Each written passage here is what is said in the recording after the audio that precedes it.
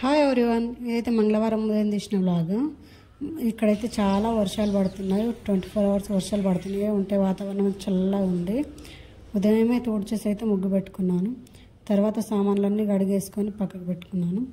తర్వాత అయితే రైస్ కోసం అయితే బియ్యం గడిగి పెట్టుకున్నాను. పప్పు చారు చేసుకోవడం కోసం పప్పు కూడా నానబెట్టి పక్కకు పెట్టేసుకున్నాను.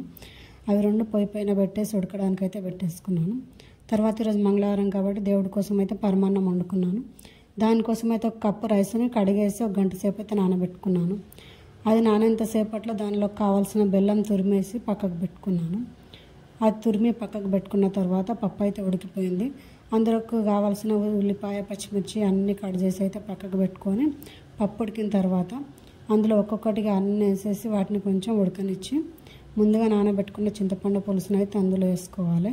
అందులో వేసేసుకొని కొంచెం టేస్ట్కి తగినంత కారము, ఉప్పు వేసి దాన్ని మంచిగా మసలనియాలి. మసలిన తర్వాత దానికైతే పోపు వేసుకోవాలి. ఇలా తాలింపు వేస్తే నా స్మెల్కే తినాలనిపిస్తుంది. కుండల పప్పు చాలా టేస్టీగా ఉంటుంది. నాకైతే చాలా ఇష్టం. మీలో ఎంతమందికి ఇష్టమో కామెంట్ చేయండి. చాలా అంటే చాలా బాగుంటుంది కుండల పప్పు. 3 రోజులైనా ఖరాబ్ అవ్వదు, అంత టేస్టీగా ఉంటుంది. అదేవిధంగా పరమాన్నం కోసం కూడా రైస్ అయితే ఉడికిపోయింది. ఇంకొక సైడ్ అన్నం కూడా అయిపోయింది. అన్నం పైన అయితే కలిపేసి అయితే మూత పెట్టేసి పక్కకు పెట్టేసుకున్నాను. ఈ పరమాన్నంలో పాలు పోసేసి ఒక 2 నిమిషాలు ఉడకబెట్టేసి పక్కకు పెట్టుకున్నాను.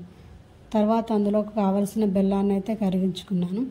బెల్లం కరిగిన తర్వాత అది చల్లగా అయిన తర్వాత గోరెచ్చగా ఉన్నప్పుడు మాత్రమే పరమాన్నంలో వేసేసి దాన్ని మంచిగా కలిపేసి తర్వాత అయితే ముందుగా వేయించుకున్న డ్రై ఫ్రూట్స్ అయితే అందులో వేసేసుకొని దాన్ని మంచిగా అయితే కలిపేసుకొని ఒక 5 నిమిషాలు మంచిగా మగ్గని ఉడకబెట్టుకుంటే సరిపోతుంది. చాలా టేస్టీగా ఉంటుంది. మట్టి పాత్రలో పరమాన్నం అయితే చాలా అంటే చాలా టేస్టీగా ఉంటుంది.